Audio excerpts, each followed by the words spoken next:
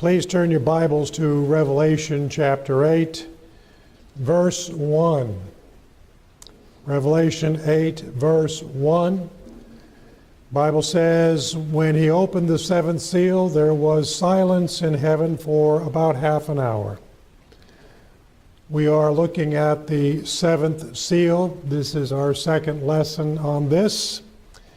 We started our look into the seventh seal on our last lecture, and I suggested that dating the seventh seal is difficult because the text uses the indefinite word about in relation to the half hour mentioned at the beginning of the seal.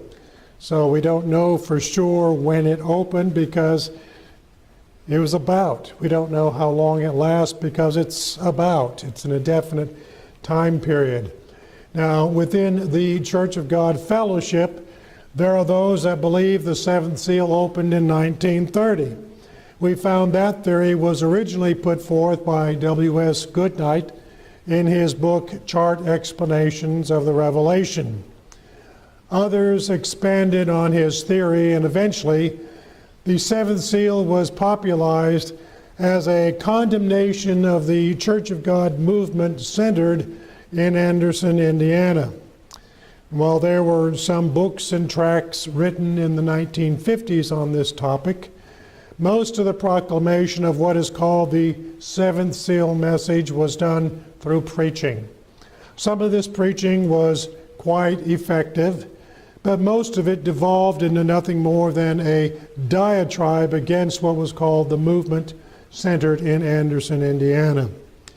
One of the most articulate and literary books coming out of what is called the seventh seal message is a book titled The Seventh Sealed Scrolls by a lady by the name of Jean Trovato, which was written in 1999. And I have met the lady that wrote this book. It's one of the best done books that I have ever seen. It's nicely illustrated with drawings, paintings that she had an artist friend of hers do. And so, there have been some good efforts to try to express the meaning that they understood. Now, Sister Trovato follows the traditional church historic approach of the Church of God movement. Her comments about the seventh seal are perhaps the clearest that I have ever read. She notes at the beginning of her comments on the seventh seal, at the opening of the sixth seal, there was an earthquake.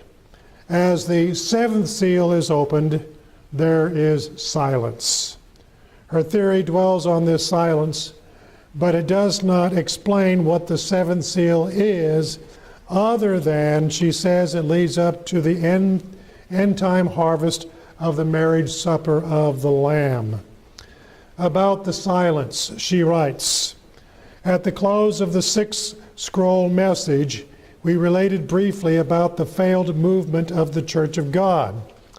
This seventh scroll is symbolizing that silence which did in fact take place among the very people God had committed his truth to. About this, she writes, the details of the decline of this movement are varied and lengthy, for they cover a 100-year span of time. And with that logic, we see she follows closely the thinking of Brother Goodnight. Trovato blames the silence on compromise and failure to teach the Revelation message.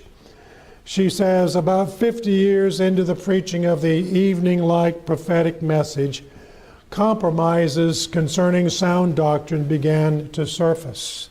She goes on, she says, these local fellowships, meaning individual congregations, gradually began to lose their rejoicing as the pulpits became silent about the Revelation prophecy. The zeal and focus of the message, come out of her, my people, and Babylon is fallen, was almost eclipsed. A silence was coming over the church. She describes the leaving of people and congregations from the movement over this condition of silence in these words. She writes, "An earthly headquarters was ultimately established in Anderson, Indiana. Many of the evening light ministers departed, and their truths departed with them.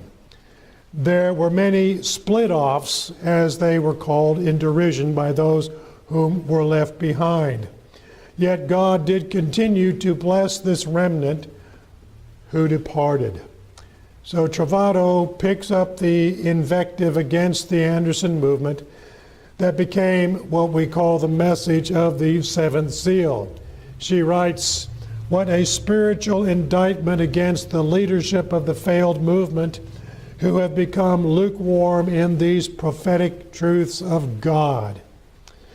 The only comment that she makes about the purpose of the seventh seal, other than the condemnation of the Anderson movement, is that God will continue to accomplish his purpose of a unified body of believers through his word and his spirit. Trovato's treatment of the seventh seal is not unique to her. Her words are perhaps the clearest articulation of the theory that came into being at the time. Opinions differ, may I say, broadly on the seventh seal among those that hold the church in historic interpretation. Some ignore it, having no idea what it means. Some hold this theory and have even expanded upon it to split off from other people with similar opinions. And some have abandoned the theory, waiting for someone to come up with a better theory. Hopefully one that is the revealed truth of what the seventh seal actually is. So, at this point in our study, we'll leave all that behind us, because we said I disagree with that interpretation of it because it's just too narrow. The previous 6 seals deal with the history of the church at large, whereas to look at one little movement centered in the United States of America for a whole seal doesn't really make much sense compared to everything else. The seventh seal has to apply to the church at large. So, as the glorified Christ opens the seventh seal, there is a silence in heaven. When the sixth seal was opened, there were all kinds of noises in the spiritual heavens, as there was a great earthquake, and people were calling out to the mountains and the rocks to hide them from the wrath of the Lamb. So if you've ever been in an earthquake, you know it makes a lot of noise, right? How many have ever been in an earthquake? Okay, it makes a lot of noise. And the picture of all these people crying to the mountains and rocks, "Fall on us, hide us from the Lamb." But when we get into the 7th chapter of the book of Revelation, we see the servants of our God sealed on their foreheads, which caused what? Much rejoicing and praising of God. So on one side you have people crying for the mountains to fall on them and to hide them from the Lamb. And on the other side you've got people worshiping and praising God. The sixth seal is a noisy time in the spiritual heavens. With the opening of the seventh seal, we see apparently the two sides coming together and silence taking over. They had been traveling on different roads during the sixth seal, but now in the seventh seal, we find a convergence of those roads. The people in the mountains and rocks had stopped crying out, and the rejoicing and praising of the servants of our God cools down. And what happens? They eventually come to a place where they intersect, and the result is silence.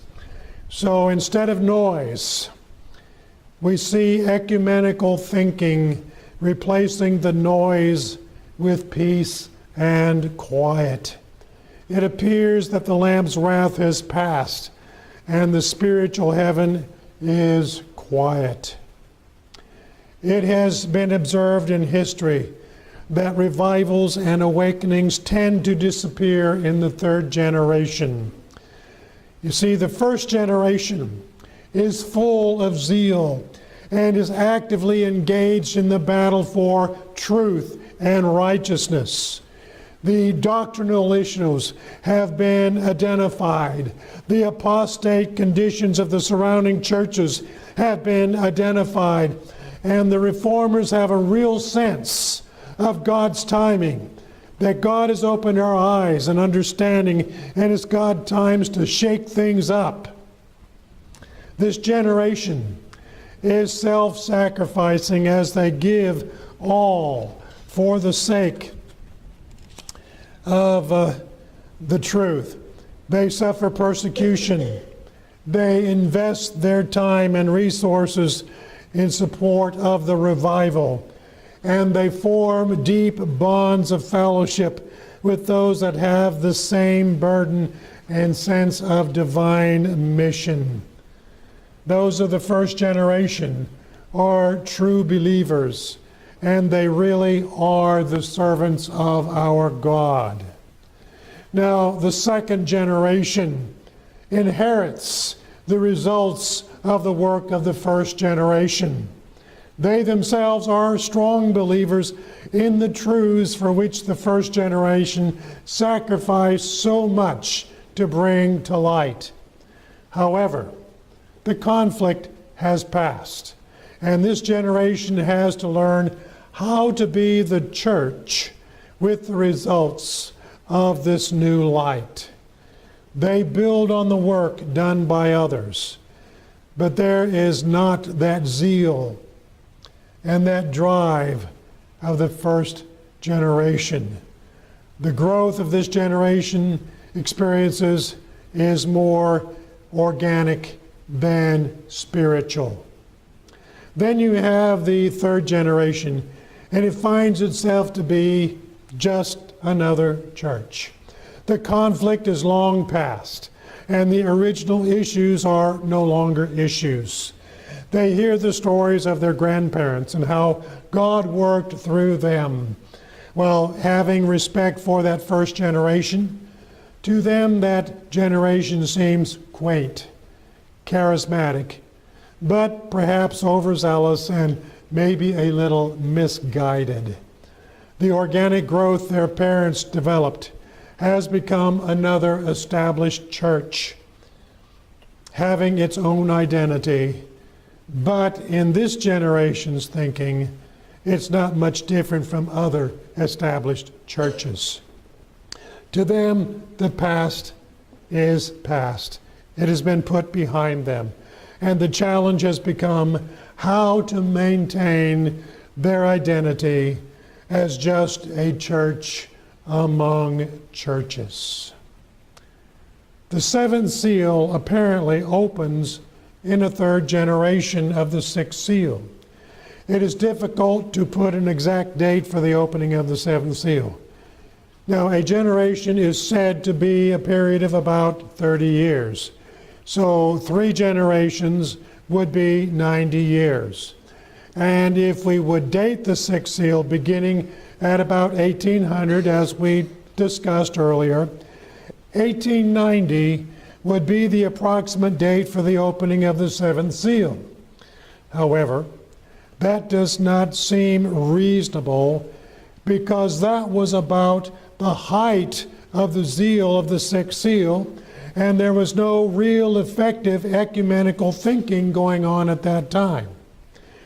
Rather than dating from the opening of the sixth seal, it might be better to date it from the sealing of the servants of our God mentioned in chapter 7.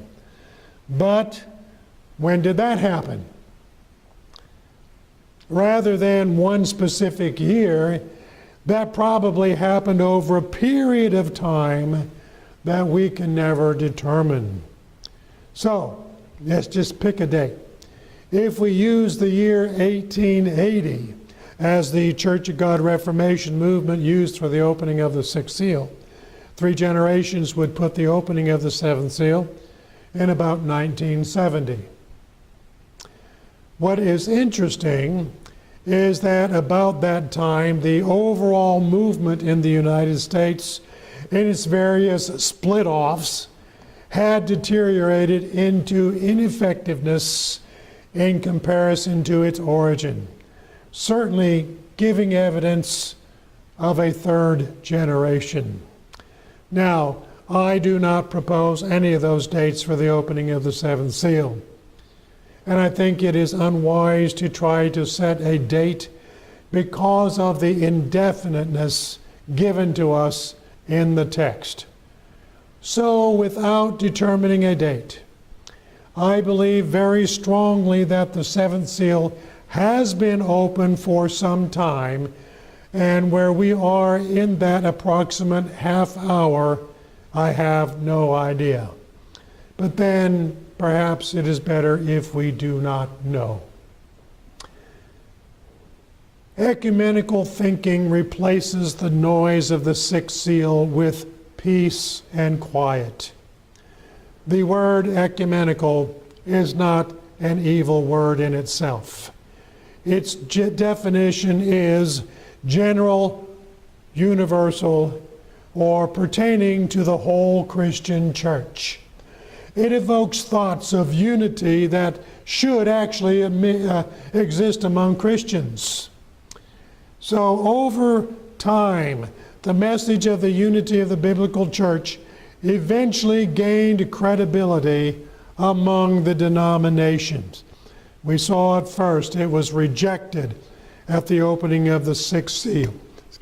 But as time went by, it became more and more acceptable to think about unity among Christians.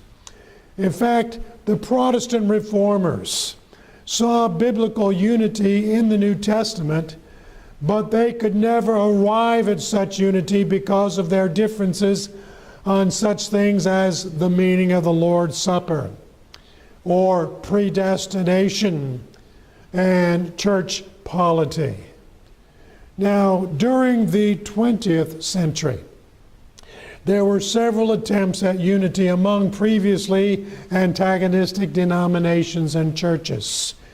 While some denominations and church groups have in fact merged, practical unity among the church at large has never been realized.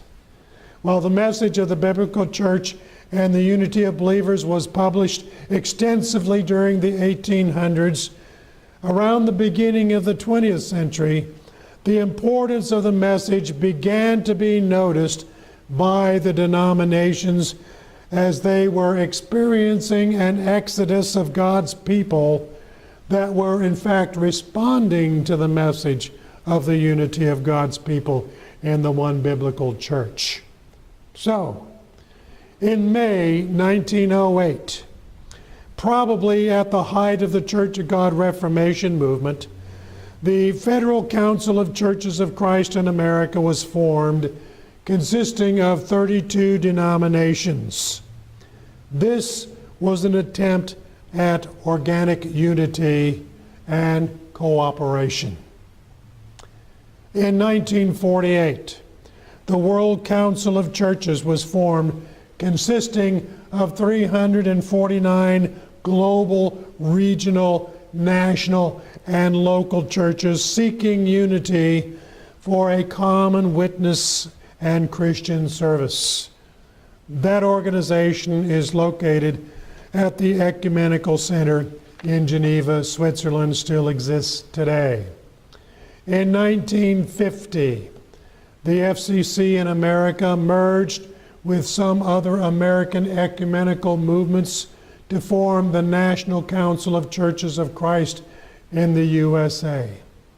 This organization initially consisted of 38 Christian faith groups. One of its primary activities has been to effect positive change for the betterment of society. In other words, the social gospel.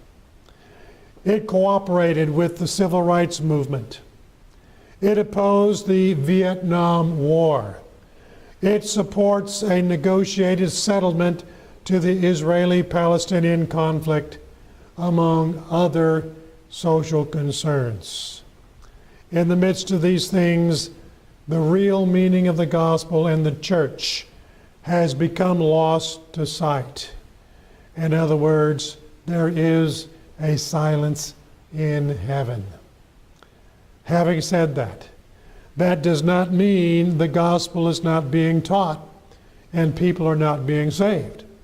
Thank God the gospel is still being taught and people are being saved today.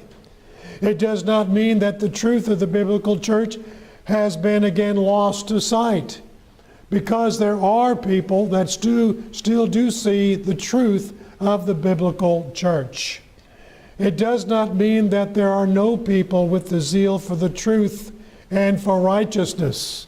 I believe we have that zeal. It means that a general apathy has settled in, and the prevailing attitude among most of God's people is to accept things the way they are. In other words, as Shakespeare put it, to thine own self be true. Unity movements have taken place since the days of the Protestant Reformation, but without much success, because people then were too attached to their doctrinal positions and formulas. Now, an attitude that doctrines, denominational distinctives, and practices do not matter has begun to take over the church world. In other words, live and let live. We are all the church of God is a very common saying that you hear from modern pulpits. So as that, let's celebrate our differences and all go to heaven together. Those that continue to hold to the distinctiveness of the biblical church as separate from all other churches are considered to be fanatics. They are considered to be narrow-minded and people with whom not to be associated. And generally such people refuse to associate with others other than themselves. It's an interesting standoff. It is for sure that without the strong influence of the gospel in the world, the spiritual and moral values of the world in general have degenerated, and unbelief and false religion have become prominent. Truly, this is a time of silence in heaven. Even where truth is being proclaimed, no one seems to be listening. So, how long will this silence last? About half an hour. And with that, we close this lecture. Next week, we will look into this a little bit deeper and find out what really is the seventh seal about. So come and listen.